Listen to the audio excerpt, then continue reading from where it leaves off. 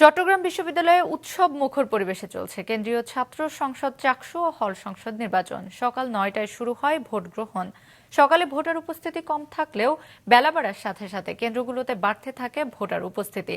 উৎসব মুখর পরিবেশে 5টি কেন্দ্রে ২৭,৫১৬ জন ভোটার তাদের ভোটাধিকার প্রয়োগ করবেন। জীবনে প্রথমবারের মতো ভোট দিচ্ছেন অনেকেই। আঙুলের কালি উঠে যাওয়া নিয়ে কয়েকজন অভিযোগ করলেও জাল ভোট দেওয়ার সুযোগ নেই বলে জানান উপাচার্য। নির্বাচন নিয়ে আইন শৃঙ্খলা রক্ষাকারী বাহিনী রয়েছে সর্বোচ্চ সতর্ক অবস্থায়। নির্বাচন উপলক্ষে বাড়ানো হয়েছে শাটল ট্রেন ও বাসের ব্যবস্থা। বিকেল 5টা পর্যন্ত চলবে ভোট গ্রহণ।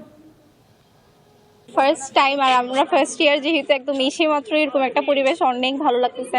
খুবই সুষ্ঠুভাবে ভোটটা দিয়েছি। এই যে আমি ভোট দিয়ে এসেছি কি দিয়ে এসেছি না সেটা দেখার উপায় নেই, কারণ কালিটা মুছে যাচ্ছে। অভিযোগ পাওয়া গেছে অলরেডি নাকি কাগজে সিল মারা ছিল, ব্যালটে সিল মারা ছিল।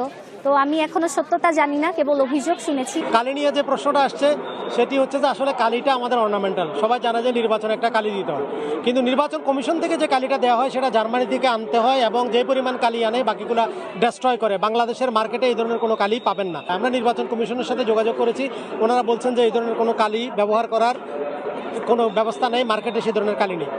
আমরা এই জায়গাটাকে কনসিডারেশনে নিয়ে আমরা ছবিযুক্ত ভোটার তালিকা করেছি এবং শিক্ষার্থীদের আইডি কার্ড, ছবিযুক্ত ভোটার তালিকা এবং যেই প্রার্থীদের প্রতিনিধি ওখানে আছে, এজেন্টরা আছে, এজেন্টরা সহ সার্টিফাই করার পরে তারপর একজন ভোট দিতে পারছে।